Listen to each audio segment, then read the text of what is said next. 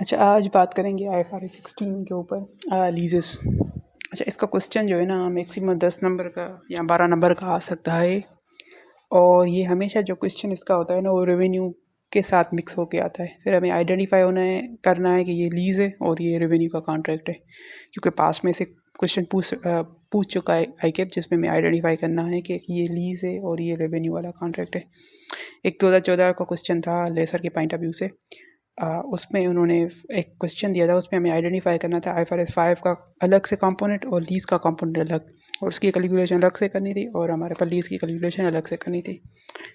तो वैसे क्वेश्चन हमारे पास आइडेंटिफाई हो जाता है। फिर भी लीज़ को वेरीफाई करने के लिए हमारे पास लीज़ की डेफिनेशन है। लीज़ क्या होता है? एक कॉन्ट्रैक्ट होता है जिसमें दो पार्टी क्या करती है, इन्वॉल्व होती है। हमेशा कॉन्ट्रैक्ट में दो पार्टी होती हैं। तो दो पार्टी से एक पार्टी वो होती है जो दूसरी पार्टी को किसी एसेट का राइट देती है, कि राइट ये देती है कि आप इस एसेट को क्या कर सकते हो, यूज़ कर सकते हो फॉर स्पेसिफाइड टाइम। आपको पास ये टाइम है, इसके यहाँ तक जो है ना आपको मैं आपको ये एसेट देता हूँ और आप ये एसेट इस टाइम तक आप क्या कर सकते हो, इसको यूज़ कर सकते हो। और उसके बदले जो दूसरी पार्टी है वो उसको कंसिडरेशन देती है। तो ये कॉन्ट्रैक्ट है जिसमें हमारे पास क्या होता है कि एक पार्टी जो है ना वो क्या करती है, राइट टू यूज़ देती है, और दूसरा पार्टी जो है ना उसके बदले कंसिडरेशन देती है। अब हमें ये हो गई लीज़। अब लीज़ को आइडेंटिफाई करने के लिए सिर्फ इतना ज़रूरत नहीं है। अब हमारे पास सबसे कंसिडरेशन तो आसान है, कंसिडरेशन लीज़ पेमेंट होती है, जो भी पेमेंट आई। अब हमारे पास होगा राइट टू यूज़ कैसे मिलेगा उसको, और पीरियड, इन दोनों को, ये दोनों इंपॉर्टेंट है। अब जो राइट टू यूज़ है ना हमारे पास एसेट, इसके लिए हमारे पास जो IFRS 16 है उसमें 3 बातें लिखी हुई हैं कि ये राइट कब मिलेगा। उसके लिए किसी एसेट का राइट हमें कैसे पता चलेगा कि ये राइट टू यूज़ हम दे रहे हैं किसी एसेट में, या इस कॉन्ट्रैक्ट में राइट टू यूज़ है।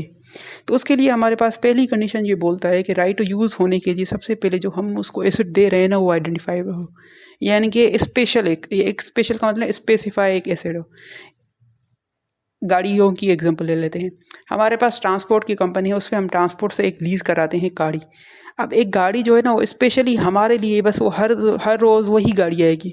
अगर तो हमारे पास हर रोज़ नहीं, हफ्ते के बाद दूसरी गाड़ी आ रही है, तो ये हमारे पास राइट टू यूज़ स्पेसिफाई यानी आइडेंटिफाई एसेट नहीं हुआ।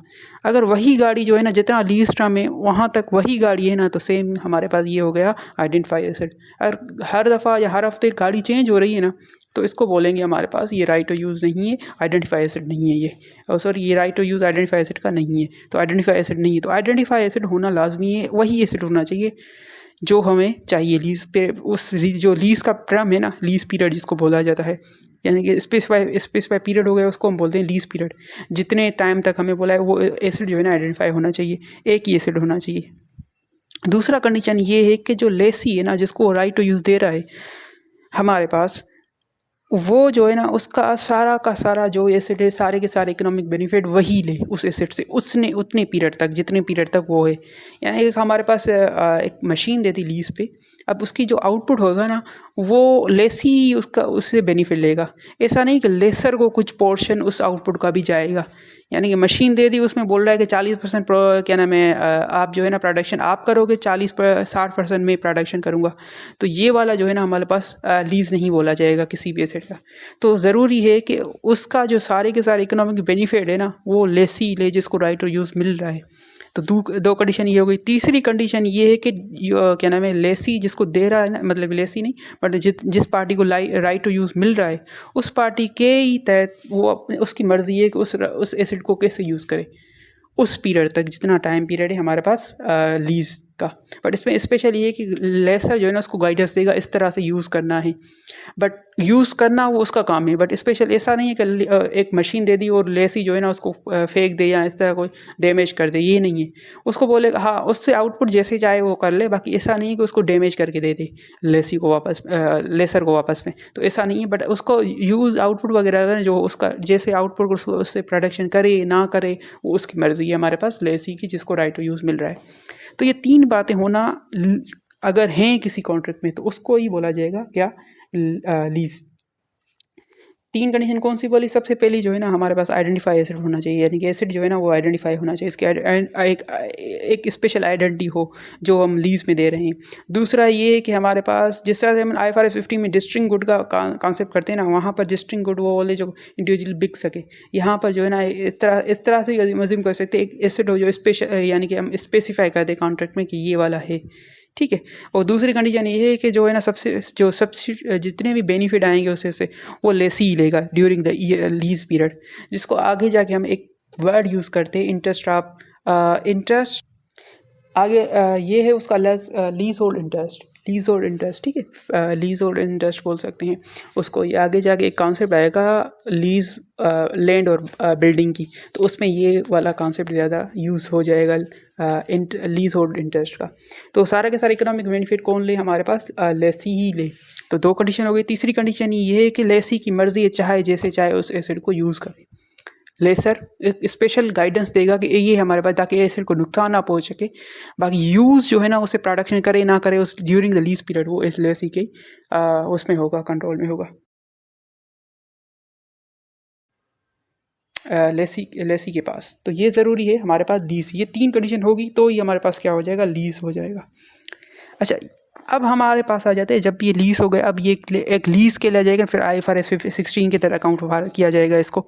अब इसकी अकाउंटिंग फार करने से पहले इस पर भी हमारे पास सेम तीन चीज़ें ही हैं, सॉरी दो चीज़ें हैं। लेसर पॉइंट ऑफ व्यू से भी है, लेसी पॉइंट ऑफ व्यू से, जो पार्टी राइट टू यूज़ दे रही है और जो पार्टी कंसिडरेशन दे रही है, दोनों के पॉइंट ऑफ व्यू से भी हमारे पास इसकी क्लासिफिकेशन है।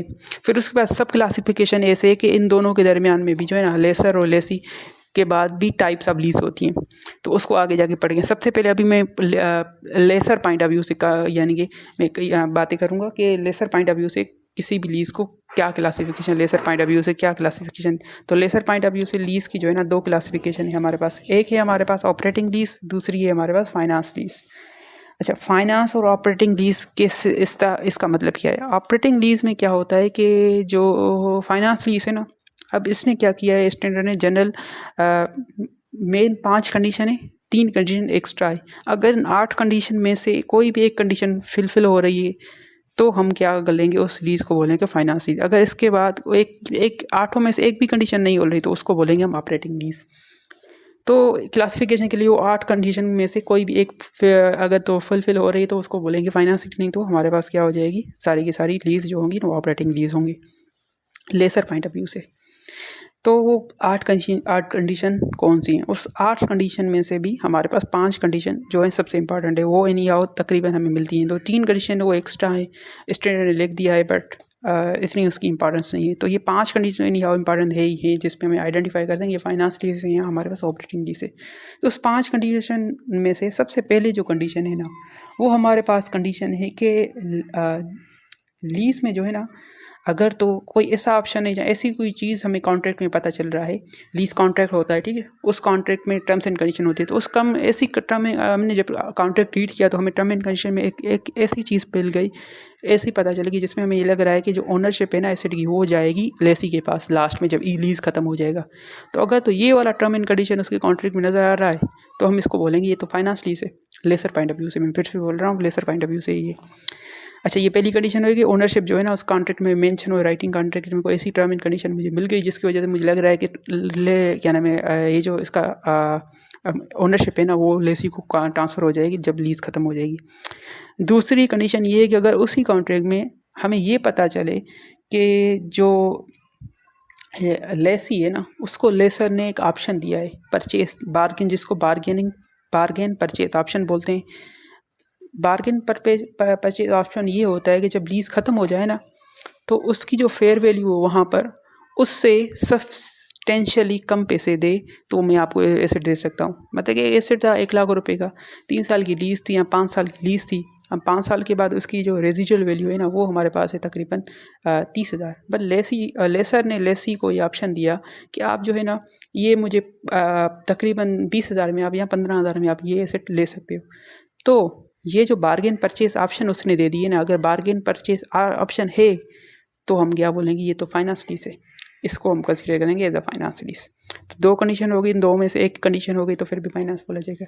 तीसरी कंडीशन हमारे पास ये है कि जो लीज टर्म है ना लीज टर्म एसेट का, जितने साल तक उसको लीज दे रहे हैं वो लीज टर्म, और एसेट की इकोनॉमिक लाइफ। एसेट की दो लाइफ होती है, एक होती है यूज़फुल लाइफ, एक होती है इकोनॉमिक लाइफ। यूज़फुल लाइफ वो होती है जितना कंपनी चाहती है कि मैं इसको यूज़ करूं। इकोनॉमिक लाइफ वो होती है, वो हमें कैसा पता, एज ऑडिटर हमें कैसे पता चलेगा इकोनॉमिक लाइफ किस एसेट की क्या है, वो मार्केट से देखेंगे। नॉर्मली जो ये एसेट होता है, नॉर्मली कंपनीज कितने साल तक इसको चला सकते हैं, तो वहाँ से एक एस्टिमेट हो सकता है कि इकोनॉमिक लाइफ इस एसेट की ये है, इंडस्ट्री में इसकी नॉर्मली कितने सालों तक ये एसेट चलता है। तो उस वहाँ से लेके हम इसको कंसिडर कर सकते हैं कि हमारे पास क्या है, इसकी इकोनॉमिक लाइफ ये है। और यूज़फुल लाइफ वो हमारे पास एक एस्टिमेट है, वो हर कंपनी के बेसिस पे अपना होता है, वो अपने बेसिस पे ही बनाती है यूज़फुल लाइफ। ठीक है, तो ये हमारे पास ये देखेंगे तीसरी कंडीशन में कि हमारे पास जो लीज टर्म है ना, वो अगर तो 75% आप इकोनॉमिक लाइफ है, तो फिर भी हम बोलेंगे कि हमारे पास ये लीज जो है ना फाइनेंस लीज। इसका रीज़न ये है कि हमारे पास एक कॉन्सेप्ट रहा है, होता है सब्सटेंस अवर फार्म। सब्सटेंस अवर फार्म का मतलब ये होता है, ये कॉन्सेप्ट है एक बेसिक कॉन्सेप्ट्स में आ जाता है, जिस तरह से प्रूडेंस कॉस्टिंग कॉन्सेप्ट हो गया, मैचिंग कॉन्सेप्ट हो गया, इसी तरह से सब्सटेंस अवर फार्म का एक कॉन्सेप्ट है। वो ये बोलता है कि कोई भी चीज़ जो है ना उसके बुक्स में रिकॉर्ड होनी चाहिए, कोई भी एसेट या लायबिलिटी उसके बुक्स में रिकॉर्ड होना चाहिए जो उससे ज़्यादा बेनिफिट लेता है। ठीक है, सब्सटेंस अवर फार्म यानी अगर तो इकोनॉमिक लाइफ उसकी 10 साल है, अब लीज टर्म हमने 8 साल दे दिया है, तो ज़्यादा बेनिफिट उससे कौन लेगा, लेसी लेगा ना। तो ज़्यादा तो एसेट को भी उसको ही रिकॉर्ड करना चाहिए, तो एसेट जो है ना वो वही रिकॉर्ड करेगा, लेसी। ये हमारे पास सब्सटेंस अवर फार्म के बेसिस पे ये कंडीशन थी, कंडीशन नंबर 3। अच्छा, कंडीशन नंबर 3 के बारे में जो स्टैंडर्ड में वर्डिंग लिखी है ना, वो ये है कि lease term is the major part of economic life of asset. वहाँ पर 75% नहीं दिया, पर इस क्या नाम है, नॉर्मली कंसीडर किया जाता है कि 75% आप अगर तो इकोनॉमिक लाइफ है लीज टर्म, तो उसको फाइनेंस लीज मानेंगे। चौथी कंडीशन ये है कि जब हम फाइनेंस लीज की बात करेंगे ना, वहाँ पर हम क्या करते हैं, लीज इनकम निकाल के एक लीज जो हमें लीज मिलता है, लीज कॉन्ट्रैक्ट हम एज ए इन्वेस्टमेंट दिखाते हैं, तो उसको बोलते हैं नेट इन्वेस्टमेंट लीज। तो नेट इन्वेस्टमेंट इन लीज निकालने के लिए हम क्या करते हैं, जो लीज से आने वाले बेनिफिट है ना, कैश फ्लोज हैं, जो रेंटल्स हैं, उनकी हम पीवी निकालते हैं, प्रेजेंट वैल्यू निकालते हैं। जो भी लेसी से हमें चीज़ें मिल गई उस सब की हम क्या करेंगे, पीवी निकालेंगे। अगर तो उस पीवी का जवाब जो करंट उसका फेयर वैल्यू है हमारे पास एसेट की, जिस दिन में हमने लीज दी है उस दिन की फेयर वैल्यू ऑफ एसेट, और जो फ्यूचर जितने भी कैश फ्लोज आ रहे हैं उस कॉन्ट्रैक्ट में लिखे हुए हैं, कॉन्ट्रैक्ट होगा ना लीज का, उस कॉन्ट्रैक्ट में जितने भी चीज़ें लिखी हुई हैं जो लेसी से एनी हाउ लेनी है, वो आगे जाके लीज पेमेंट में हम एक कॉन्सेप्ट पढ़ेंगे, उसमें क्या क्या चीज़ें इंक्लूड होंगे। लीज पेमेंट का कॉन्सेप्ट है, उसकी डेफिनेशन लीज पेमेंट में क्या क्या चीज़ें आती है, तो उस कॉन्ट्रैक्ट में लिखा होगा लेसी से हमें ये चीज़ें रिकवर करनी लेनी है। तो अगर तो उसकी पीवी निकालते हैं, डिस्काउंट रेट अब कौन सा यूज़ करें हमारे पास, अब ये डिस्काउंट रेट है, इम्प्लीसिट रेट होता है लीज का ही। अब लीज का इम्प्लीसिट रेट का मतलब क्या होता है कि लीज जो है ना जनरली जो है ना, अब एज ऑडिटर अगर हम बात करें कि ये डिस्काउंट रेट कैसे वेरीफाई करेंगे, तो हम देखें कि कंपनी जो है ना नॉर्मली उसकी बोरिंग जो बैंक से बारो करती है या इन्वेस्टमेंट करती है किसी में, बैंक किसी में डिपॉजिट रेट जो है ना बैंक का, जितना पैसे इन्वेस्ट करती है तो उसका रिटर्न कितना मिलता है, वो हम क्या करेंगे, 10 जितनी भी बैंक्स होंगी उसकी एक किस्म की सबसे बेंचमार्क ले लेंगे कि ये इन्वेस्टमेंट रेट बता रहे हैं, फिर उनका एवरेज लेके हम एक डिस्काउंट रेट बनाएंगे जिस पे हम क्या करेंगे, उसका पीवी निकालेंगे। बट अकाउंटिंग के क्वेश्चन में यहाँ पर जो है ना हमारे पास ये गिवन होता है इम्प्लीसिट रेट, वो लीज का रेट जो है ना जिसके बेसिस पे रेंटल निकले हैं, जिसको हम इफेक्टिव रेट भी बोलते हैं, तो वो जो है ना हमारे पास गिवन होता है क्वेश्चन में। तो अगर तो प्रेजेंट वैल्यू निकालते हैं फ्यूचर कैश फ्लोज की जो लेसी से मिलेंगे, वो अगर तो 90% तो ये सर एक किस्म का एक बेंचमार्क बना दिया गया है, 95% या 90%। बट स्टैंडर्ड में वर्डिंग ये है कि at inception of the lease the PV of lease payment amount is at lease substantially all the substantially equal to fair value. अगर तो substantially equal to fair value है तो फिर उस लीज को भी हम फाइनेंस लीज मानेंगे। तो ये 4 कंडीशन हो गई फाइनेंस लीज की। अच्छा, 5वीं कंडीशन ये है कि हमारा जो एसेट जो है ना वो स्पेशलाइज नेचर का एसेट है, जो एसेट जो है ना हम किसी और लेसी को नहीं दे सकते, स्पेशली उस एसेट के लिए, उस लेसी के लिए बनाए विदाउट, अगर तो किसी और को देंगे तो उसमें मॉडिफिकेशन करनी पड़ेगी कुछ, तो ऐसा कोई एसेट है तो हम उसको कंसीडर करें कि ये फाइनेंस लीज है। तो ये हमारे पास 5 कंडीशन हो गई जो मेन कंडीशन है। अगर ये 5 कंडीशन में से भी कोई भी एक कंडीशन फुलफिल हो रही है तो इस लीज को बोलेंगे फाइनेंस लीज। इसके अलावा 3 सब कंडीशंस भी हैं जो हमारे पास स्टैंडर्ड ने लिखी हैं। अगर ये 3 कंडीशन है फिर भी उसको क्या बोलेंगे, फाइनेंस लीज बोलेंगे।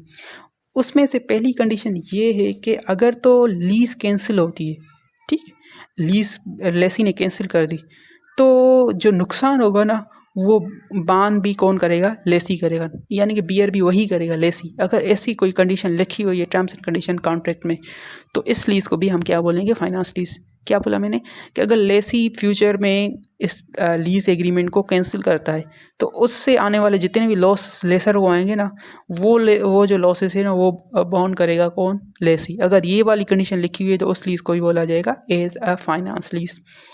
दूसरी कंडीशन उसमें ये है कि अगर तो फेयर वैल्यू जो है हमारे पास, जो एसिड की हमारे पास एट द रेट जो एसिड हमने परचेज़ किया है एज ए लेसर, जो परचेज़ किया है उसकी जो फेयर वैल्यू है ना, जब लीज ख़त्म हो जाएगी ना, उसके जितने भी उसमें फ्लक्चुएशन हो रही है उस क्या नाम है फेयर वैल्यू में, तो वो उसका जो गेन लॉस है ना, अगर तो वो जो है ना इम्पेक्ट करता है लेसी को, यानी कि उस पे गेन और लॉस पे एलएसी को कोई फ़र्क पड़ता है, जहाँ ऐसी कोई टर्म एंड कंडीशन है उस एग्रीमेंट में जिसमें ये लग रहा है कि एलएसी को फेयर वैल्यू के फ्लक्चुएशन में फ़र्क पड़ रहा है, जहाँ इस टर्म से लग रहा है, तो उस लीज को भी हम बोलेंगे फाइनेंस लीज, फेयर वैल्यू की फ्लक्चुएशन में, जो हमारे लीज टर्म के बाद मिलेगी, जिसको हम बोलते हैं रेजिडुअल वैल्यू, आगे जाके पढ़ेंगे। अच्छा, तीसरी कंडीशन ये है कि लेसी जो है ना, उसके पास ऐसा ऑप्शन है कि लीज जब ख़त्म हो जाए ना, तो इस एसिड को सब्सटेंशियली लो रेंटल पे भी ले सकता है। लेसर ने ये ऑप्शन उसको दिया है कि आप जो है ना, अगर लीज ख़त्म हो जाए उसके बाद भी आपके पास सब सेकेंडरी पीरियड के लिए ये जो एसिड है ना, आपको लोअर अमाउंट जो मार्केट में इस एसिड का चल रहा है अमाउंट रेंट, उससे कम में आपको दिया जाएगा। और उसके बाद एबिलिटी भी है कि उसको क्या कर सके, लेसी जो है ना वो ऑप्शन अवेल करेगा। तो इस सीन में भी हमारे पास उस लीज को क्या बोलेंगे, फाइनेंस लीज। तो ये 3 सब कंडीशन है जो नॉर्मली बुक्स में या एग्जाम में टेस्ट नहीं होती, वहाँ पर हमें खुद ये जो पहली 5 कंडीशन थी ना वो इन या देखनी होती है। बट ये 3 condition audit point of view से इंपॉर्टेंट है। अगर किसी हम क्लाइंट पे लीज का ऑडिट कर रहे हैं तो उसमें ये चीज़ें अगर टर्म एंड कंडीशन में हैं तो हम उसको बोल सकते हैं फाइनेंस लीज। बहरहाल ये सारी 8 ही condition lessor point of view से, लेसी की पॉइंट ऑफ व्यू से नहीं है। तो अगर ये 8 कंडीशन में से एक कंडीशन ही फुल हो रही है ना, तो उस लीज को बोलेंगे फाइनेंस लीज। अच्छा, अब हमारे पास ये हो गई बेसिकली क्लासिफिकेशन। अब हमारे पास मेजरमेंट पे जाने के लिए, इनिशियल मेजरमेंट पे जाने से पहले हम कुछ टर्म्स एंड कंडीशन जो है ना, यानी और डेफिनेशंस हमें याद रखना, मतलब कि दिमाग में लाना ज़रूरी है। उसके बाद ही हम उसकी मेजरमेंट ईजिली कर सकते हैं, काउंट कर सकते हैं उसको। तो डेफिनेशंस में सबसे पहले हमारे पास 2 डेफिनेशन है, बेसिक डेफिनेशन है। एक लीज में होती है inception of lease, inception date जिसको बोलते हैं, इंसेप्शन डेट या इंसेप्शन ऑफ लीज। दूसरी होती है कमेंसमेंट डेट ऑफ लीज या कमेंसमेंट डेट। ठीक है, ये 2 डेट्स हैं। एक होती है इंसेप्शन डेट। इंसेप्शन डेट जो है ना, वो डेट होती है जिस डेट पे हमने एग्रीमेंट किया हुआ है, दोनों पार्टीज ने एग्रीमेंट किया, टर्म्स एंड कंडीशन की साइन की दोनों ने और कॉन्ट्रैक्ट कर लिया। स्टैंडर्ड में इसके लिए वर्डिंग ये लिखी है कि हमारे पास इम्प्लिसिट जो इंसेप्शन डेट है ना, वो डेट को बोलेंगे जो अर्लियर आप होगी लीज एग्रीमेंट, जिस डेट पे उन्होंने एग्रीमेंट किया है, एंड या इन अर्लियर होगी इन दोनों में से किसी पे, या तो कमिटमेंट आप पार्टीज, अगर जिस डेट में दोनों पार्टीज ने कमिटमेंट की है कि हम क्या कर रहे हैं, मैं आपको कंसिडरेशन दूंगा, आप मुझे एसिड दोगे। बहरहाल हम लीज एग्रीमेंट को ही हम कंसिडर करें, जिस दिन में हम लीज एग्रीमेंट किया है उसको ही हम नॉर्मली इंसेप्शन डेट बोलते हैं। बट एक ऑडिट पॉइंट ऑफ व्यू से हम ये देख सकते हैं कि लीज एग्रीमेंट लेट सपोज एक डेट पे हुई है और कमिटमेंट दूसरी डेट पे हुए, तो हमारे पास इंसेप्शन दोनों में से जो अर्लियर होगा ना, हम क्या करेंगे, उसको कंसीडर करेंगे। अब इंसेप्शन डेट का क्या मतलब है, इसका यूज़ क्या है? इंसेप्शन डेट का यूज़ ये है कि आगे जाके हम जब हम पढ़ेंगे ना फाइनेंस लीज, तो उसमें हमारे पास नेट इन्वेस्टमेंट निकालने के लिए हमारे पास 2 मेथड होते हैं। तो उस मेथड में इसकी यूज़ हो गई, तो इंसेप्शन डेट किसको बोलेंगे, वहाँ पर इसका इस्तेमाल है। ठीक है, इंसेप्शन डेट का। और दूसरा हमारे पास ऑपरेट लीज में भी हमारे पास एक इस्तेमाल है, वो है हमारे पास अगर तो उसका भी आगे जाके मैं डिस्कस करूँगा ऑपरेटिंग लीज में हमारे पास क्या है, हमारे पास इसका इंसेप्शन डेट का कॉन्सेप्ट क्यों हम पढ़ रहे हैं और क्या इस्तेमाल इसका। दूसरा है हमारे पास कमेंसमेंट ऑफ लीज। अब ये इंपॉर्टेंट इसलिए है क्योंकि लीज की अकाउंटिंग स्टार्ट यहाँ से होती है, कमेंसमेंट ऑफ लीज। अब कमेंसमेंट ऑफ लीज किसको बोलते हैं? ये वो बोलते हैं जिस दिन पे लेसर ने लेसी को एसेट दे दिया। इन्वेंट्री के पॉइंट ऑफ व्यू से अगर हम बात करें, लेट्स सपोज हमें गुड्स पहुंचा नहीं थी, जिस दिन ट्रांसफ़र हो गया गुड्स और कस्टमर को मिल गई गुड्स, तो इसी तरह से हमारे पास लीज़ में अगर हमने एसेट बोला है कि आपको ये एसेट लीज़ पे देंगे और ये एसेट उसको मैंने दे दिया और उसने कंट्रोल हासिल कर लिया कस्टमर क्या नाम है लेसी ने, तो इस डेट को बोलेंगे हमारे पास कमेंसमेंट डेट। और यहाँ से लेके ये अकाउंटिंग स्टार्ट होगी। ये दो डेफिनेशन थी बेसिक, इसको ख़त्म कर दिया। तीसरी डेफिनेशन है लीज टर्म। अब लीज टर्म जो है ना, ये हम बोलते हैं जिस स्पेसिफाई हमने कॉन्ट्रैक्ट लीज की डेफिनेशन में उसमें हमारे पास पीरियड के नाम लिया होता है कि एक पीरियड टाइम होगा जिस डिसाइड करेगा लेसर, जिस पे हमारे पास राइट टू यूज़ उसको देगा। तो उस पीरियड ऑफ टाइम को जो है ना हम लीज टर्म बोलते हैं। और लीज टर्म हमेशा याद रखना कि नॉन कैंसिलेबल पीरियड होता है, हमारे पास ये कैंसिल नहीं हो सकता। लेसी अगर कैंसिल करेगा तो अगर तो उस पीरियड में नॉर्मली ये कैंसिल नहीं होता, नॉन कैंसिलेबल पीरियड होता है। ऐसा नहीं कि आप 2 साल लीज़ के बाद 3 साल लीज़ पीरियड है और आपने 2 साल में हमारे पास लीज़ कैंसिल कर दी, बस ख़त्म नहीं हो सकता।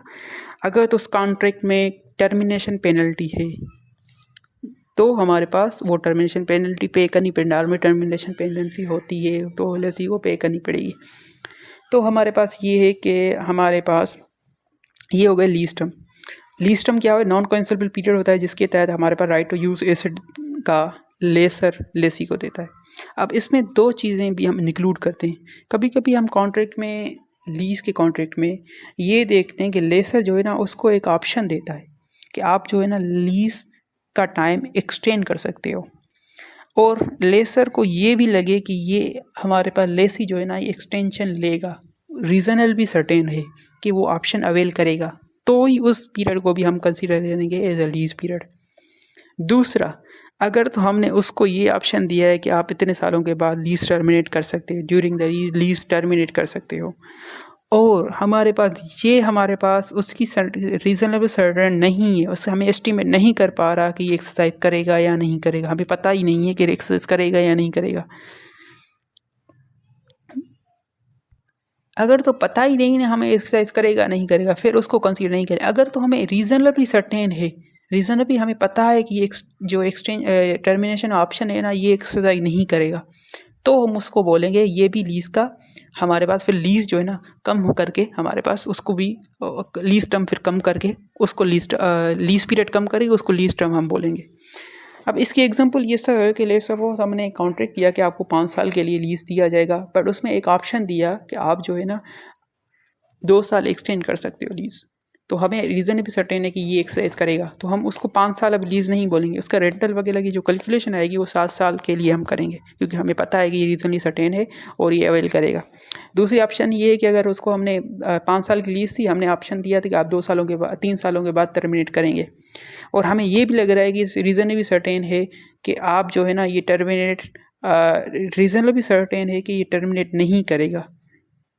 अगर तो रीज़न भी सर्टेन नहीं है तो फिर हम उसका लीज टर्म क्या करेंगे, 3 साल कंसीडर करेंगे। हाँ, तो इसका ये है कि लेट्स सपोज हमें रीज़नेबली सर्टेनिटी है कि ये एक्सरसाइज नहीं करेगा, तो फिर तो लीज टर्म 5 ही है। अगर तो रीज़नेबली सर्टेन नहीं है हमारे पास, हमें पता ही नहीं है कि ये अवेल करेगा या नहीं करेगा, तो फिर लीज टर्म जो है ना हमारे पास 3 साल होगा, 2 साल उसमें से माइनस करेंगे, हमें लगेगा कि वो लीज टर्मिनेट कर देगा। तो इसके लिए इंपॉर्टेंट पॉइंट ये है कि जो हमारे पास जिसमें हम पीरियड बढ़ा देते हैं उसके लिए रीज़न भी सर्टेन होना चाहिए कि वो ऑप्शन अवेल करेगा, और जिस पे हम पीरियड कम कर देते हैं तो उस पर हमारे पास रीज़न हम पता ही नहीं चले कि ये क्या नाम है ये अवेल करेगा नहीं करेगा। अगर तो हमें पता है कि रीज़न ही सर्टेन है कि वो अवेल करेगा वो टर्मिनेशन ऑप्शन, ठीक है, रीज़न तो फिर भी हम कम कर देंगे। अगर तो हमें पता ही नहीं है कि ये टर्मिनेट करेगा नहीं करेगा, तो फिर हम क्या करेंगे, फिर भी हम क्या करेंगे उसका पीरियड कम कर दें। अगर तो हमें पता है कि ये टर्मिनेट नहीं करेगा, एग्जैक्ट पता है, तो फिर हम क्या करेंगे उसको जो है ना कंसीडर नहीं करें, सेम 5 साल ही रखेंगे, 2 साल नहीं करेंगे। तो ये थोड़ा सा इंपॉर्टेंट कॉन्सेप्ट है जब रीजनेबली सर्टेन की बात होती है। जो भी वो भी टर्मिनेशन ऑप्शन होता है वो इंपॉर्टेंट है, टर्मिनेशन ऑप्शन, इसमें कंफ्यूज हो जाते हैं। तो इसलिए दोबारा मैं रिपीट कर रहा हूँ, ये है कि अगर तो हमारे पास टर्मिनेशन ऑप्शन है कि ये जो है ना हमारे पास उस ऑप्शन ये दिया है कि आप 5 साल की लीज थी, 3 साल में आप कैंसिल भी टर्मिनेट भी कर सकते हैं। तो यहाँ पर एक कंडीशन है कि अगर तो हमें लग रहा है कि रीजनेबली सर्टेन है कि वो टर्मिनेट करेगा तो फिर लीज टर्म हो जाएगा 3 साल।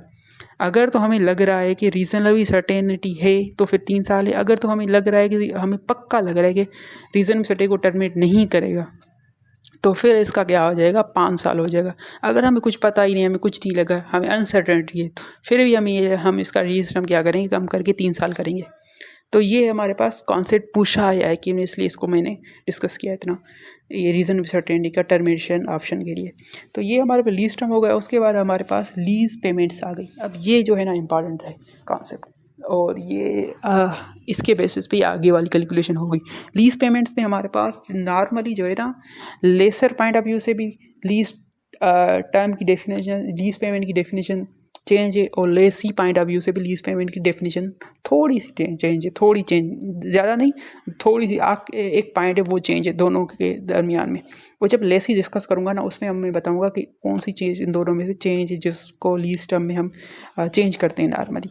लेसी, अब लेसर पॉइंट ऑफ व्यू से लीज टर्म की डेफिनेशन जो है ना उस पर हमारा 5 चीज़ें आ जाती है।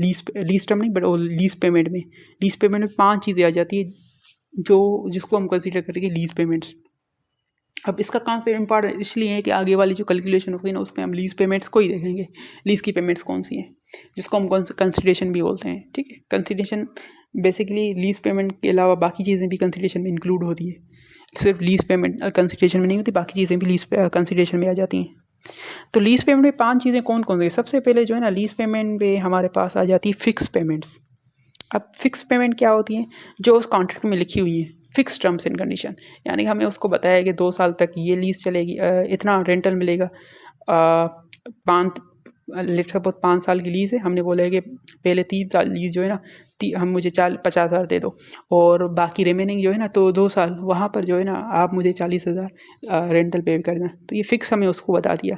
अब ये जो है ना इसको बोलेंगे लीज पेमेंट। यहाँ तो हम बोलेंगे 5 साल तक ही हमारे पास 50,000 है तो ये भी हमारे पास फिक्स पेमेंट का लेंगे। यहाँ हमने ये बोला कि 3 साल तक हमारे पास 50 थे तो, और लास्ट वाली 2 साल के वो 40 थे तो ये भी फिक्स में ही कंसीडर किया जाए।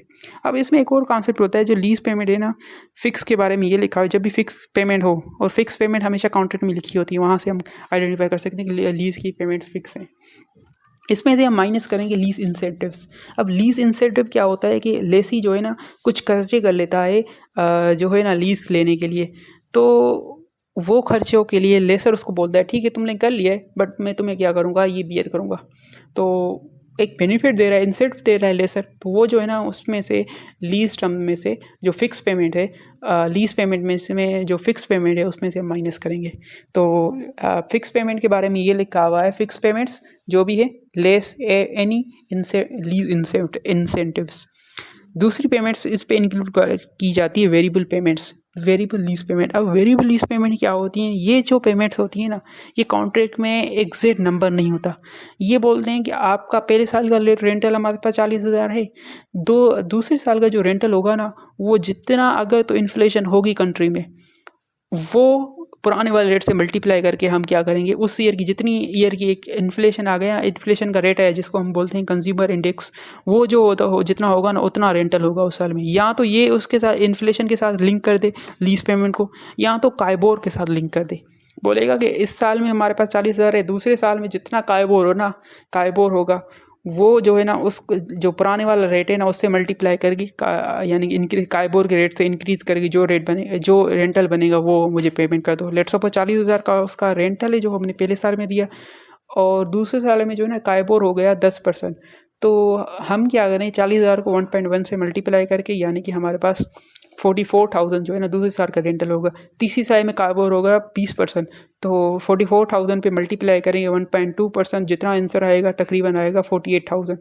तो 48,000 जो है ना हमारे पास वो क्या हो जाएंगी लीज के उस ईयर का जो है ना रेंटल हो जाएगा। तो उसमें जो है ना वो डिपेंड करता है कि या तो काइबोर या किसी इंडेक्स में अगर कोई चीज़ डिपेंड करे तो उसको हम वेरिएबल पेमेंट बोलेंगे, लीज पेमेंट्स। तीसरी होती है हमारे पास उस लीज पेमेंट में इंक्लूड होती है। अब दो तरह की लीज पेमेंट होगी, दो तरह के रेंटल हो गए, एक फिक्स रेंटल, दूसरा वेरिएबल रेंटल। फिक्स रेंटल वो होता है जिसमें हमें कॉन्ट्रैक्ट में लिखा है कि इतने सालों तक फिक्स ही है, और वेरिएबल रेंटल वो होता है जिसमें हम कॉन्ट्रैक्ट में लिखते नहीं बट उसको किसी के ऊपर डिपेंडेंट बना देते हैं, या तो कंज्यूमर इंडेक्स यानी कि इन्फ्लेशन के ऊपर, या तो काइबोर इंटरेस्ट के ऊपर, यानी कि डिपॉजिट रेट काइबोर जो होता है उसके ऊपर। तो ये दो पेमेंट्स हो गई। तीसरा उसमें इंक्लूड होता है एक्सरसाइज प्राइस, यानी कि जो जैसे कि फाइनेंस लीज क्या ऑप्शन था जिसमें हमारे पास अगर एक लेसी के पास ये ऑप्शन है कि क्या करे लास्ट में कम पैसे दे के लेसी जो है ना अवेल कर सकता है, तो वो भी जो है ना लीज पेमेंट में कंसिडर किया जाए, वो जो पैसे दे रहा है। चौथी चीज़ ये कि हमारे पास अगर टर्मिनेट पेनल्टी है ना, लीज टर्मिनेट कर दिया, कॉन्ट्रैक्ट टर्मिनेट कर दिया, तो उसकी जो भी पेनल्टी होगी ना वो भी हम एज ए लीज पेमेंट ही कंसिडर करेंगे। पांचवी चीज़ है, ये स्पेशली ही हमारे पास जो फाइनेंस लीज है उसके लिए ये 5 चीज़ें, बाकी जो 4 चीज़ें ये एरिया हर लीज में होती है।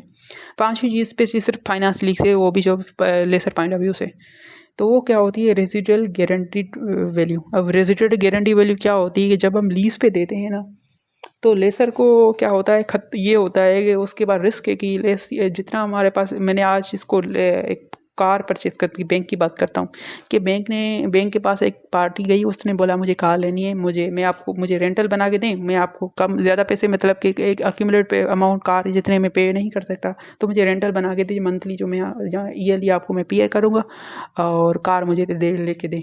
तो अब जो कार उसने लेके दी बैंक ने, उसने ज़्यादा पैसे ले लिए, अब ज़्यादा पैसे करके उसको कम पैसे में उसको दे रहा है।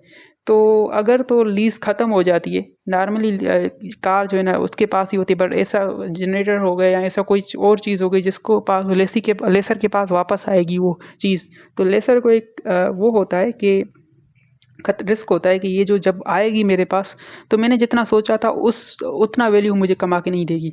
तो वो हमारे पास वो एक गारंटी ले लेता है लेसी से कि आप मुझे गारंटी दे, एनी आओ इतना पैसा ये चीज़ करेगी। अगर तो नहीं करेगी, अगर तो लेट सपोज उसने गारंटी दी कि 25,000 करेगी, और लास्ट में जब लीज़ ख़त्म हो गया, वो से लेसर जो है ना, लेसर के बाद वो चीज़ वापस आ गई और लेसर बेचना चाहता है तो 20,000 है, तो 5,000 एनी आओ लेसी से लेना पड़ेगा। तो इसलिए जो है ना जो है ना लीज़ पेमेंट में जो है ना गारंटेड जो है ना पैसे वो भी कंसीडर किया जाएगा एज अ लीज़ पेमेंट्स। ठीक है, नॉर्मली हमारे पास फाइनेंस लीज में इसका कॉन्सेप्ट ज़्यादा पढ़ेंगे। जिस भी लीज के टर्म्स एंड कंडीशन में अगर तो GRV आता है, गारंटेड रेजिडुअल वैल्यू, उस पर हम ये एज्यूम करेंगे ये जो एसेट है ना वापस नहीं जाएगा, लेसी के पास नहीं होगा, ये वापस लेसर के पास चला जाएगा। ये जब लीज ख़त्म हो जाएगी, जब भी GRV का कॉन्सेप्ट आए ना किसी भी कंडीशन में, ये लिख के आ रहे कॉन्ट्रैक्ट के टर्म एंड कंडीशन में GRV गारंटेड रेवेन्यू है, तो उस पे हम ये करेंगे कि ये एसेट है ना वापस लेसर के पास चला जाए, अनलेस उस पर परचेज ऑप्शन नहीं हो और उस लास्ट में आके उसको परचेज करें। ठीक है, नहीं तो हमारे पास अगर परचेज ऑप्शन भी नहीं है तो हम हमेशा कंसीडर करेंगे क्यों कि ये जो है ना एसेट जो है ना वापस लेसर के पास चला जाएगा। इसका आगे फाइनेंस लीज में जब अमोर्टाइजेशन कॉस्ट शेड्यूल बनाएंगे ना, उसमें ज़्यादा इसका कॉन्सेप्ट है, क्योंकि कभी कभी जो है ना अमोर्टाइजेशन शेड्यूल जो है ना ज़ीरो नहीं होता, वो ज़ीरो होना लाजमी होता है, वो उतना वैल्यू जो है ना उसका बच जाता है जिस वैल्यू को हम बोलते हैं ये GRV है, जो है ना लेसर अवेल करेगा इसको बेच के। तो उसका एक क्वेश्चन था फाइनेंस लीज का, तो वो भी मैं शेयर कर दूंगा ग्रुप पे। तो ये हमारे पास हो गई लीज पेमेंट की डेफिनेशन। अब ये बेसिक डेफिनेशन थी जिसके तहत अब आगे वाली हम क्या करते हैं, अकाउंटिंग करते हैं। सबसे पहले हम अकाउंटिंग करते हैं ऑपरेटिंग लीज की। इसका एग्ज़ाम में इतना क्वेश्चन पूछे नहीं गए, बट अकाउंटिंग तो लाजमी है, मे भी पूछ सकता है, तो इसकी अकाउंटिंग लाजमी है करना। तो इसको हम क्या करते हैं, डिस्कस करते हैं। सबसे पहले इनिशियल मेजरमेंट करते हैं एक ऑपरेटिंग लीज की। ऑपरेटिंग लीज क्या है, उसकी इनिशियल मेजरमेंट। ठीक है, अब ऑपरेटिंग लीज की इनिशियल मेजरमेंट में तो हम कुछ भी नहीं करते रिकॉर्ड, अनलेस अगर तो IDC यानी कि इनिशियल डायरेक्ट कॉस्ट अगर तो लेसी पे कर रहा है और सो लेसर पे कर रहा है।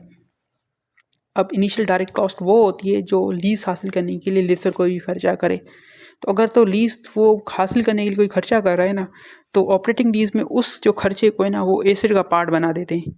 ठीक है, तो उसकी एंट्री करेंगे, बाकी एंट्री किसी की नहीं करते ऑपरेटिंग लीज में इनिशियल मेजरमेंट में। अब एंट्रीज होती हैं सब्सिक्वेंट मेजर में। सब्सिक्वेंट मेजरमेंट का मतलब ये है कि ईयर एंड पे। ठीक है, ईयर एंड पे जो हमारे पास अगर तो ऑपरेटिंग लीज है, तो इसमें ऑपरेटिंग लीज के जो रेंटल्स है ना, हम क्या करेंगे उसका एवरेज निकालेंगे।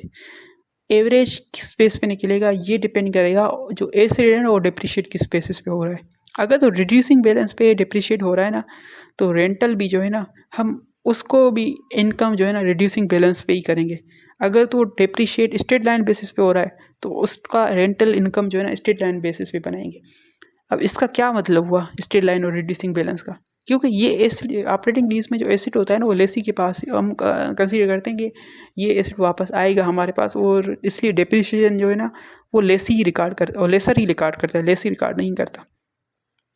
तो डिप्रिसिएशन भी वही रिकॉर्ड करता है, तो इसलिए जो है ना हमारे पास इनकम भी अकॉर्डिंग टू मैचिंग प्रिंसिपल जितना एक्सपेंस बना रहे हैं उतनी ही इनकम बनानी चाहिए रेंटल।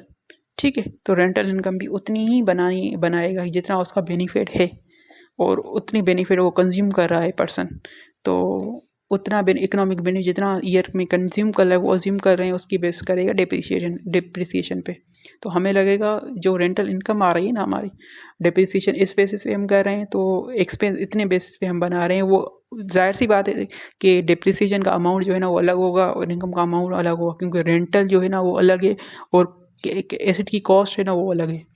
इसका एग्जांपल ऐसे होता है कि 40,000 का हमने एसिड यानी कि 1 लाख का एसिड परचेज़ किया, और जो है ना इसका हमने यूज़फुल लाइफ रखी 5 साल, हमने ऑपरेटिंग लीज पे दे दिया इसको 2 सालों के लिए।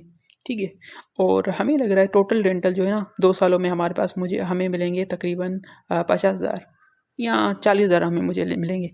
तो मैं क्या करूँगा, ये 40,000 का जो रेंटल होगा ना टोटल, इसको डिवाइड करूँगा 2 सालों में, क्योंकि हम एसेट को भी यूज़फुल लाइफ 5,000 है, 5 साल है तो स्टेट बैंक बेस पे डिप्रिशिएट करे, तो रेंटल इनकम बनाने के लिए मैं क्या करूँगा 40,000 को डिवाइड करूँगा 2 सालों में, जितना लीज टर्म है या लीज पीरियड है। तो ये जो अगर तो 40,000 को 2 साल से डिवाइड करूँगा 20,000 है, तो रेंटल जितने भी आए साल में, बट हमारे पास पेमेंट जो है ना वो हम क्या करेंगे 20,000 से ही क्या करेंगे इनकम बनाएंगे। अब रेंटल ऐसा अगर उसने बोला है कि पहले साल पे जो है ना मुझे 30,000 दे दो, लास्ट साल में तो मुझे 1,000 दे देना, तो कैश तो उससे डेबिट हमारे पास हो जाएगा, बट इनकम जो क्रेडिट होगी वो हमारे पास 20,000 से ही होगी। तो ये ऑपरेटिंग लीज है हमारे पास, जिसकी इनकम जो है ना हम डिपेंड करता है कि एसेट को जो है ना उसका यूज़ कैसे, उसका क्या नाम है हमारे पास किस बेसिस पे हम क्या कर रहे हैं उसको बना रहे हैं, यूज़ कर रहे हैं, यानी कि डिप्रिशिएट किस बेसिस पे कर रहे हैं। अच्छा, एक और ऑपरेटिंग लीज की सब्सिक्वेंट मेजर में आ जाती है आईडीसी की कॉन्सेप्ट। अगर वो कोई इनिशियल डायरेक्ट कॉस्ट करता है ना इनका, तो उसको हमारे पास ऑपरेटिंग लीज का कॉन्सेप्ट में ये बोलता है कि इसको भी एसेट दिखाओ, जितने टाइम तक हमारे पास क्या है लीज पीरियड है, और उस टाइम उसकी जो लीज जैसे कि एसेट को डिप्रिशिएट करते हो ना, या लीज टाइम जिस तरह रेंटल इनकम कैलकुलेट कर रहे हो जितने सालों तक के बेसिस पे, इसी तरह से जो आईडीसी ना उसको भी उतने सालों के बेसिस पे ही क्या करो आप एक्सपेंस बनाओ, बनेगा एक्सपेंस ही। फिलहाल ही इनिशियल जो है ना एट इंसेप्शन डेट, अगर तो लेसर जो है ना कोई आईडीसी इनकर करता है एट इंसेप्शन डेट, यानी कि हमारे पास जिस टाइम में एग्रीमेंट हुआ है, तो कमेंसमेंट से लेके हमारे पास ईयर एंड तक हमारे पास जो आईडीसी है ना उसको हमारे पास जितना लीज टर्म है ना उसके बेसिस पे इसको एक्सपेंस आउट बनाना है। तो ये बेसिक हमारे पास सब्सिक्वेंट मेजरमेंट हो गई ऑपरेटिंग लीज की। इसके बाद हमारे पास कॉन्सेप्ट रहता है डिस्क्लोजर का, ऑपरेटिंग लीज का डिस्क्लोजर, कि ऑपरेटिंग लीज को हमारे पास क्या इसमें अगर तो ऑपरेटिंग लीज है तो क्या क्या चीज़ें फाइनेंशियल्स में डिस्क्लोज की जाएंगी उसके रिलेटेड। सबसे पहले तो हमारे पास इसकी क्लासिफिकेशन डिफाइन की जाएगी कि लीज कौन सी, जिसमें लेसर ने लेसी को दिया है वो कौन लीज है, तो उसमें नोट्स में मेंशन करेंगे ये लीज जो है ना ये फाइन ऑपरेटिंग लीज है और ये इतने सालों तक है, और रेंटल उसका हर साल में या हर क्वार्टरली में जितना भी उसका रेंटल डिसाइड किया है वो इतना है। तो पहला ये सब पहला नोट आ जाएगा लीज, ऑपरेटिंग लीज। उसके बाद नीचे लिखेंगे ये ऑपरेटिंग लीज है जिसका रेंटल जो है ना ये है हमारे पास, और इतने साल की ये लीज है, ये नोट लिख देंगे। दूसरा डिस्क्लोजर आ जाता है हमारे पास एसिड का, क्योंकि इसमें एसिड जो है ना अपने बुक्स में हम निकाल देने हैं, तो जो हमारे पास IAS 16 के तहत जो हम डिस्क्लोजर यानी कि नोट्स बनाते हैं वही नोट यहाँ पर भी आएगा। और तीसरी चीज़ होती है यहाँ पर मैच्योरिटी एनालिसिस। मैच्योरिटी एनालिसिस का मतलब ये है कि हमारे पास आगे जाके जितने भी इससे कैश फ्लोज आएंगे, नॉर्मली मैच्योरिटी एनालिसिस के लिए हमारे पास स्टूडेंट बोलता है FR 16 कि 5 साल तक आप क्या करो मैच्योरिटी एनालिसिस, यानी कि 5 सालों का ब्रेकअप बताओ कि 5 सालों में क्या क्या रेंटल, हर 5 सालों में हर साल की कितना कितना रेंटल इनकम आपके पास आएगी, उसका क्या करो डिस्क्लोजर दो मुझे। और अगर तो 5 साल का ज़्यादा लीज, नॉर्मली ऑपरेटिंग लीज इतनी बड़ी होती नहीं है, तो 5 साल के अगर इन केस 5 सालों से ज़्यादा है तो जो आगे वाले साल थे ना उसको अक्यूमुलेट करके नीचे दे दो उसका टोटल, यानी करके लेट सपोज हमारे पास 8 साल की लीज है तो 5 सालों का इंडिविजुअल मुझे बना के दो, हर साल कितना कितना आएगा, 3 साल का अक्यूमुलेट करके नीचे एक लाइन लिख दो कि 3 सालों में इतना आएगा। तो ये एक मेच्योरिटी एनालिसिस होगा जो हमारे पास डिस्क्लोजर में डिस्क्लोज करना होता है एज ऑफ अगर तो ऑपरेटिंग लीज है। अब ये थी हमारे पास बेसिक चीज़ें। इसके एक बेसिस पे एक क्वेश्चन आया है, वो मैं शेयर कर दूंगा, वो नहीं आपको करना है, ठीक है। और दूसरी अब हमारे पास इंपॉर्टेंट चीज़ इसकी आती है ऑपरेटिंग लीज की मॉडिफिकेशन, जो हमारे पास इंपॉर्टेंट कॉन्सेप्ट है। मॉडिफिकेशन का मतलब ये होता है हमेशा, चाहे हमारे पास IFRS 9 में मॉडिफिकेशन हो, IFRS 15 में मॉडिफिकेशन हो, IFRS 16 में मॉडिफिकेशन हो, मॉडिफिकेशन की डेफिनेशन ये है कि या तो किसी कॉन्ट्रैक्ट में, अगर कोई कॉन्ट्रैक्ट है ना जिसमें भी कॉन्ट्रैक्ट आ जाता है, हमारे पास IFRS 15 में कॉन्सेप्ट आ जाता है, IFRS 16 में कॉन्ट्रैक्ट आ जाता है, IFRS 17 जो इंश्योरेंस वाला है वो भी कॉन्ट्रैक्ट आता है, उसका भी ग्रेड नंबर C में वो पूछ सकता है उससे भी, और IFRS 9 भी कॉन्ट्रैक्ट है। तो जो भी स्टैंडर्ड जिसमें कॉन्ट्रैक्ट आ जाता है ना उसमें मॉडिफिकेशन की डेफिनेशन ये बोलता है कि चेंज इन स्कोप या चेंज इन कंसिडरेशन, इन दोनों में से जो है ना किसी में भी हमारे पास, चूँकि कॉन्ट्रैक्ट में हमेशा ये दोनों होंगी, कंसिडरेशन भी होगी और स्कोप भी होगा, इन दोनों में कोई भी चेंज आए ना उसको मॉडिफिकेशन बोलेंगे। अब लीज में, ऑपरेटिंग लीज में मॉडिफिकेशन किसको बोलेंगे? अब ऑपरेटिंग लीज में मॉडिफिकेशन ये बोलेंगे या तो हमारे पास रेंटल चेंज हो जाए, या तो हमारे पास उसका जो है ना लीज टर्म चेंज हो जाए, या दोनों चेंज हो जाए। इन दोनों को भी मॉडिफिकेशन बोलेंगे, या तो दोनों में से कोई एक चेंज होगा या तो दोनों वो चेंज हो जाए, फिर मॉडिफिकेशन बोलेंगे। अब जब ऑपरेटिंग लीज की मॉडिफिकेशन होती है ना तो हम जो है ना ऐसा कंसीडर करते हैं जो पुरानी वाली लीज है ना वो ख़त्म हो गई, अब जो न्यू वाला जो कॉन्ट्रैक्ट, न्यू मॉडिफिकेशन, उसके बेसिस पे रेंटल हम निकालेंगे। बट इसमें एक ध्यान ये रखना है, इसकी एग्जांपल मैं ऐसे देता हूँ कि हमने एक लीज़ की ऑपरेटिंग, हमारे कॉन्ट्रैक्ट किया 2 पार्टीज़ के दरमियान, लेसर ने कॉन्ट्रैक्ट किया कि आप जो है ना ये एसेट जो है ना 3 साल तक आपके पास ऑपरेटिंग लीज में है, और हर साल जो है ना हाफ ईयरली या ईयरली कर लेते हैं कि 3 सालों में ना आप हर साल मुझे 60,000 दोगे रेंटल, ठीक है। 2 सालों के बाद दोनों पार्टीज़ के दरमियान में एग्रीमेंट हुआ, मॉडिफिकेशन हुई। मॉडिफिकेशन के लिए ज़रूरी है कि दोनों पार्टी की एग्रीमेंट होना चाहिए, दोनों पार्टीज़ एग्री हो मॉडिफिकेशन के टर्म्स एंड कंडीशन पे, दोनों की सिग्नेचर होना चाहिए, यानी कि दोनों एग्री हो तभी मॉडिफिकेशन पॉसिबल है। तो दोनों ने डिसाइड किया कि अभी जो है ना 1 साल तो रिमेनिंग बच रहता है, तो लेसर ने लेसी को ऑप्शन दिया या बोला कि अब मॉडिफाई करते हैं कॉन्ट्रैक्ट को। हम ऐसा बोलते हैं कि कॉन्ट्रैक्ट टर्म जो है ना 1 साल और बढ़ा देते हैं, ठीक है। 3 साल का था, हम 1 और साल एडिशन कर देते हैं, और उस एडिशन के बाद अब हम आज मॉडिफाई कर रहे हैं तो आगे से जो है ना जितने आपने, अब पीछे 2 सालों की तो आपने रेंटल दे दिए 60,000 के बेसिस पे, अब आगे वाले जो रेंटल जो है ना आप 50,000 रुपये दे देना, ठीक है। आगे वाले रेंटल कितने बेसिस पे गए थे ना 50,000 रुपये। अब जो है ना इस कॉन्ट्रैक्ट में 2 चीज़ें चेंज हुई, एक तो टर्म कंडीशन, टर्म्स चेंज हो गया, 3 साल से 4 साल हो गया, एक एडिशन साल हो गया। दूसरा जो रेंटल है ना, जो कंसिडरेशन है वो भी चेंज हो गई, पहले 60,000 दे रहे थे, अब उसको बोला 50,000 दे दो। तो ये मॉडिफिकेशन के लिए। अब इसकी अकाउंटिंग कैसे करेंगे मॉडिफिकेशन की? जो पहले 2 सालों का रेंटल है ना वो तो हम रेंटल इनकम बनाते रहेंगे, किस बेसिस पे? हम पहले साल जो एंट्री करेंगे ना इस पर हम 2 हिस्सों में तोड़ेंगे इसको, मॉडिफिकेशन को। पहले क्या करेंगे, जो पहले रेंटल है ना 3 सालों के, 60,000 मल्टीप्लाई बाय 3, हमारे पास 3 सालों के रेंटल आ जाएंगे 180, 1,80,000 आ जाएंगे। अब इसकी एनुअली रेंटल जो है ना हमारे पास डिवाइड बाय 3 करेंगे तो एनुअल एवरेज इनकम बन जाएगी, वो भी 60,000 ही बनेगी।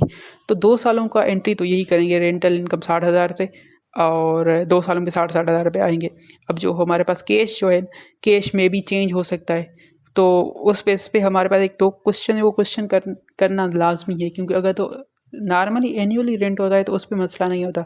जब क्वार्टरली और हाफ ईयरली रेंटल होता है ना उसमें हमारे पास मसला होता है। जो एनुअली इनकम, हमेशा जो इनकम है ना ऑपरेटिंग लीज की, वो एनुअली बेसिस पे बनाएंगे, जबकि कैश जो है ना उसका डिसीजन ये होता है कि कभी हमारे पास हाफ ईयरली हो, कभी क्वार्टरली, तो उस पर हमारे पास दोनों का डिफरेंस आ सकता है, यानी इनकम किसी और अमाउंट में रिकॉर्ड हो और कैश जो है ना किसी और अमाउंट में आ जाए। तो फिर इन दोनों का जो डिफरेंस है ना वो बैलेंस शीट में या तो हम एडवांस दिखाते हैं या तो अनअर्न्ड इनकम दिखाते हैं। ऑपरेटिंग लीज में ये होता है।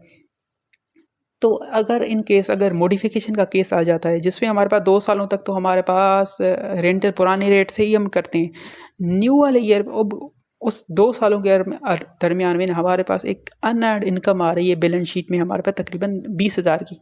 अब आगे वाले जो टर्म्स है ना 2 सालों के बाद जो लास्ट रिमेनिंग 2 साल हैं, एक टर्म एक साल एक्स्ट्रा कर दिया, तो हम क्या करेंगे, तो एक्स्ट्रा 2 साल अभी रिमेनिंग 2 साल बचे ना, उसके देखेंगे जो न्यू रेट है, यानी कि 50,000 को मल्टीप्लाई करेंगे हमारे पास 2 साल से, तो 1 लाख रुपए आ जाएगा। अब 1 लाख रुपए से भी ना जो हमारे पास अनअर्न्ड इनकम बैलेंस शीट में आ रही है ना, उसको माइनस करेंगे, यानी कि वो 20,000 इन या माइनस करना है, क्योंकि वो पुराना वाला कॉन्ट्रैक्ट गया तो उसकी इनकम हमने एक्स्ट्रा रिकॉर्ड कर दी, जबकि वो इसलिए अनअर्न्ड इनकम आ रही है क्योंकि उसने इतने पैसे नहीं दिए, हमें इनकम ज़्यादा रिकॉर्ड कर लिए। ठीक है, अनअर्न्ड इनकम अनअर्न्ड इनकम नहीं, बट हमारे पास इनकम रिसीवेबल, यानी इनकम ज़्यादा रिकॉर्ड कर लिए, पैसे उसने नहीं दिए। तो रेंटल इनकम रिसीवेबल अगर हमारे बैलेंस शीट में आ रहा है 20,000 का, तो ये 20,000 उसमें से माइनस करेंगे। 80,000 को जो है ना 2 सालों पे हम क्या करेंगे, उसको इनकम रिकॉर्ड करेंगे। तो 2 साल अगर तुम फिर हर साल जो है ना 40,000 का हम इनकम रिकॉर्ड करेंगे। ठीक है, अब कैश तो 50,000 का मिलेगा, इनकम 40,000 के बेसिस पे रिकॉर्ड करेंगे। तो ये एक स्पेशल केस था जिसपे हमारे पास एक तकरीबन 15 नंबर का क्वेश्चन इसकी कैलकुलेशन पे, अगर तो ज़्यादा ईयर्स का है ना तो 20 नंबर का भी क्वेश्चन हो सकता है मॉडिफिकेशन की बेस पे। एक क्वेश्चन था, वो अच्छा क्वेश्चन है, 5 साल की उसमें कैलकुलेशन है लीज़ की मॉडिफिकेशन, ऑपरेटिंग लीज़ की, वो मैं ग्रुप में शेयर कर दूंगा। तो बस इतना ही था, ये ऑपरेटिंग लीज़ यहाँ पर कंप्लीट हो जाती है। अब जो है ना बाकी रहती है हमारे पास फाइनेंस लीज़, वो किसी और में रिकॉर्ड, अभी ये लेक्चर ये रिकॉर्डिंग बहुत ज़्यादा हो गई है।